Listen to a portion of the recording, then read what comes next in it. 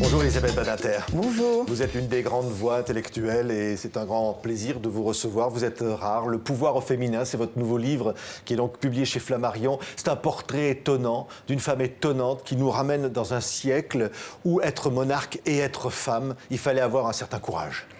Il fallait surtout avoir non seulement du courage, de la virilité, on pourrait presque dire, mais en même temps, c'était tellement inattendu que la première chose à faire, c'était de pouvoir convaincre tous ces hommes qui entouraient la souveraine qu'on était de force à faire face. C'était Marie-Thérèse d'Autriche, 1717-1780, l'impératrice reine. Vous en faites le portrait, c'est une femme qui mérite d'être connue davantage.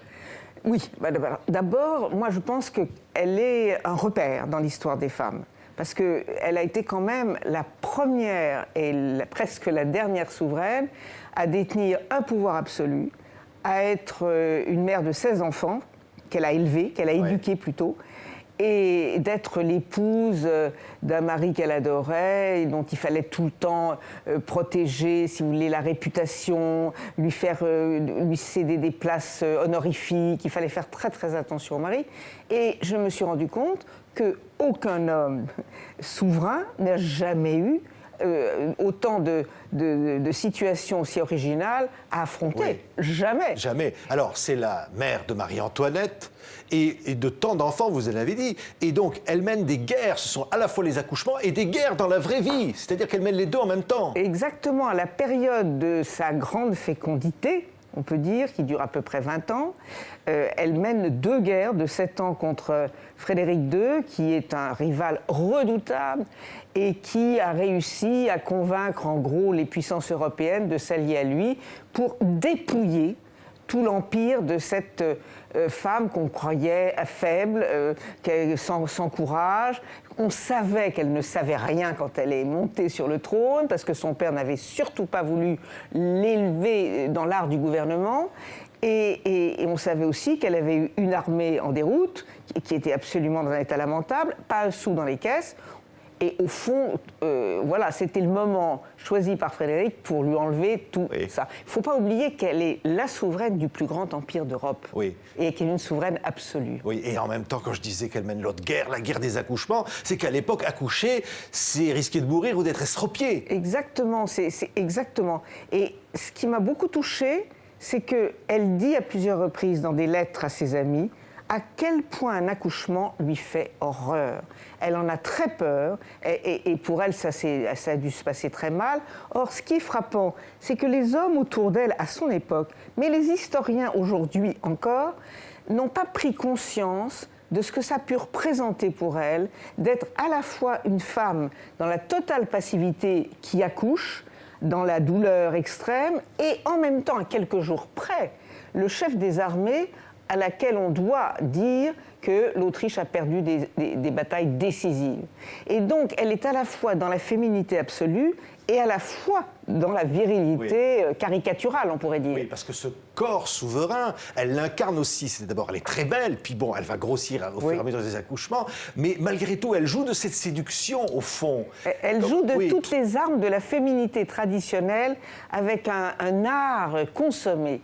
Et effectivement, elle est très belle, mais même quand elle sera un peu moins belle ou pas belle du tout, eh bien, tous les observateurs, les diplomates, ses ministres, les voyageurs, tous disent qu'elle a un charme incroyable. Et quand on lui parle, on est sous le charme. On est tellement sous le charme que Louis XV recommandait bien à un de ses ambassadeurs, surtout, faites attention, ne tombez pas sous le charme mais sérieusement, sous le charme de l'impératrice. François Étienne, elle le rencontre très jeune, hein, et elle va tomber amoureuse de cet homme. À 6 ans. À 6 ans. Elle a 6 ans, elle le rencontre pour la première fois et elle décide que c'est lui. Et donc, comme il vient un peu comme le futur fiancé entre la Lorraine et l'Autriche, elle en est folle de cet homme. Il va être volage, c'est un homme qui va avoir d'ailleurs des relations amoureuses avec d'autres femmes. Elle ne le supporte pas. Mais bien sûr, elle ne le supporte pas et elle est terriblement jalouse. Mais il faut quand même comprendre quelque chose de leur intimité, c'est que, selon moi, d'abord, ils partageaient le même lit. ce qui est une chose rarissime à l'époque, que deux souverains partagent le même lit tout le temps. Et donc, il devait avoir chez elle une satisfaction d'ordre sexuel très forte avec lui. Même si elle l'a jugé, si vous voulez, elle a compris qu'il était absolument inapte au gouvernement et qu'il fallait le mettre de côté, mais sans le vexer. Et en même temps, elle l'a aimé jusqu'à la mort. Oui, elle l'a aimé. Ça va jusqu'à faire des lois contre les libertines, contre ces femmes, et notamment les artistes, les comédiens, enfin tous ceux qui pouvaient être de danger pour elle. C'est-à-dire aussi des dangers pour la morale, la bonne morale. Elle ne peut pas admettre la sexualité illicite. Ça veut dire que concrètement, dans les rues de Vienne, il y avait une armée de policiers en civil qui surveillaient les femmes seules qui marchaient dans la rue. Parce qu'on pouvait les soupçonner peut-être de faire du racolage. Et vous connaissez comment dirais-je, les problèmes que pose la prostitution. Mais c'était donc, elle avait donc créé une commission de la vertu, n'est-ce pas, avec des gens qui filaient, qui suivaient tous les hommes ou les femmes seuls pour savoir s'ils n'avaient pas des rendez-vous. Et donc, pour ma part, je trouve ça épouvantable. Oui. Je tiens à le dire. Mon admiration pour Marie-Thérèse ne peut pas se contenter de ça. Parce que sa commission pour le respect de la vertu, ça m'a fait penser aux talibans. Oui. N'est-ce pas? C'est en ça, au fond, que ça nous parle aussi aujourd'hui. Oui. Ce personnage-là, incroyable. Plein de contradictions aussi, quelque part. Elle est pleine de contradictions parce que c'est une femme généreuse, très chrétienne, très dévote au point de devenir bigote, qui n'a jamais été sanguinaire, jamais. Mais en même temps, elle a des obsessions répressives inouïes, non seulement contre les femmes seules et qui tentent les hommes, mais aussi contre les juifs, contre les protestants, qu'elle a assez maltraités. Et donc, elle est un personnage à contradiction, à tension. Les deux hommes qu'elle a le plus aimés, c'est probablement son mari dont on vient de parler, mais aussi son fils aîné, Joseph II. Oui, qui va être son héritier. Qui va être son héritier. Dont elle va affaiblir le pouvoir par avance, dans l'intérêt de l'État. Absolument, je pense contre l'intérêt de son fils. Ça a dû être une bataille incroyable intérieure, et c'est ce qui m'intéressait chez elle. C'était justement cette psychologie, comment elle a ressenti tous ces problèmes. Et à la fin de sa vie, son fils aîné, Joseph II, est son co-régent, comme l'avait été son mari. Donc, en principe, ils partagent le pouvoir. En vérité, c'est elle qui a tout le pouvoir. Et elle est obligée, à la fin, parce qu'elle adore ce fils, et en même temps, elle dit, comme il me tourmente, mais elle l'adore. Et comme ce fils est admirateur de Frédéric II, veut être conquérant, il déclenche une guerre qu'elle veut arrêter. Et là, il se passe quelque chose de sûrement terrible pour une souveraine, bonne mère, en tous les cas, mère aimante de ce fils. Elle choisit d'humilier son fils auprès de Frédéric pour arrêter la guerre, ce que le fils ne lui pardonnera jamais. C'est extraordinaire. Et donc, comme je dis, le narcissisme maternel a dû céder devant le devoir de la souveraine. Oui. Quand on dit, et on le disait à l'époque, Elisabeth Badinter, vous la féministe, et quand vous entendez dire « c'était l'homme du siècle, cette femme », oui, vous l'entendez, ça? Oui, mais je l'ai entendu, puis je l'ai lu aussi à son égard. Autour d'elle, on disait « c'est l'homme du siècle ». Oui, c'est un homme d'État. C'est un homme d'État, absolument. Je crois que l'expression « femme d'État » était imprononçable à l'époque, comme peut-être c'est encore imprononçable aujourd'hui. Aujourd'hui, femme d'État, on ne l'entend pas beaucoup. Oui, et pourtant, il y a des femmes au pouvoir qui l'exercent très bien de nos jours. Mais on ne dit pas c'est une femme d'État. Pour parler d'aujourd'hui, ça veut dire que ça se paye. C'est l'idée de dire voilà cette femme, voilà ce qu'elle fait. Au fond, c'est un sacrifice être une femme et pouvoir faire de la politique et pouvoir être une femme dans la vie personnelle. Moi, je crois plutôt que c'est le fait que depuis des millénaires, ce sont les hommes qui détiennent le pouvoir et qu'aujourd'hui encore, les femmes sont obligées, pour être prises au sérieux, pour être respectées, elles sont obligées si vous voulez, de prendre le moule de l'homme de pouvoir. Donc, pas de séduction, une neutralité sexuelle, pour être prise au sérieux. Sinon, on ne leur pardonne pas, on ne les prend pas au sérieux. Oui. Mais ça peut changer. Oui, ça devrait changer. Oui. Ça devrait changer. On vous a beaucoup reproché à un moment d'avoir été contre cette loi qui visait en France à pénaliser les clients des prostituées. Et beaucoup de féministes vous ont accusé, vous, Elisabeth Badinter, vous, la féministe. Ben oui, qu'est-ce que vous voulez, c'est une autre génération qui a des valeurs un peu différentes des miennes, même si, et qui conçoivent l'égalité des sexes, trouve un peu trop au détriment des hommes. Voilà. On a tendance à faire des femmes aujourd'hui des victimes des hommes, et donc voilà, on les voit comme des victimes. Et donc à protéger, il faut les protéger. De mon époque, les féministes étaient des conquérantes. Oui. Et ce n'étaient pas des enfants à protéger. Aujourd'hui, ça n'est plus ça. Et donc, c'est-à-dire que par exemple, se prostituer, c'est aussi la liberté des femmes.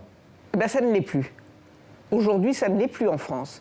Puisque une femme peut effectivement faire du racolage, elle n'est pas pénalisée, mais en revanche, son client le serait. Donc ça l'empêchait aussi de faire du racolage.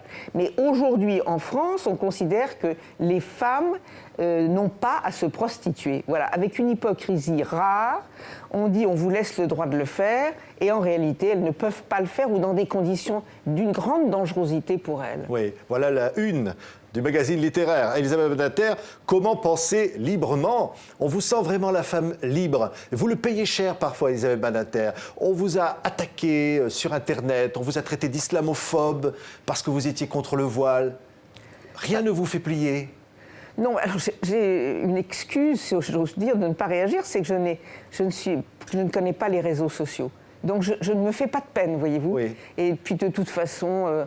je pense que c'est un grand privilège de pouvoir s'exprimer publiquement. C'est un grand privilège que je mesure très bien. Et si ce n'est pas pour dire ce que l'on pense, et sans censure, eh bien ça ne vaut pas la peine de prendre la parole. Donc voilà. Oui. C'est par exemple de dire, si les femmes qui se voilent ne peuvent plus sortir de chez elles parce qu'on interdit le voile, eh bien elles resteront chez elles. Exactement. Vous l'avez dit, ça? Oui, j'ai dit ça. J'ai dit ça à propos d'une femme qui se plaignait parce qu'elle portait la burqa. Hein. Elle portait la burqa, de ne plus pouvoir sortir de chez elle, amener ses enfants à l'école, puisqu'elle n'avait pas le droit de se promener dans la rue ainsi. Voilà. Oui. Et j'ai dit, écoutez, c'est une folle, quoi. Je veux dire, c'est quelqu'un qui a perdu la tête. Enfin, les enfants sont cantonnés dans la maison parce que la mère, ça ne va pas. J'ajoute en plus que cette femme était de toute évidence une femme qui n'était pas musulmane à l'origine et qui s'était convertie. Oui, il y a eu une guerre à mener contre les censeurs de la parole. Ceux qui disent on va vous accuser d'islamophobie, donc vous n'aurez pas le droit de vous exprimer.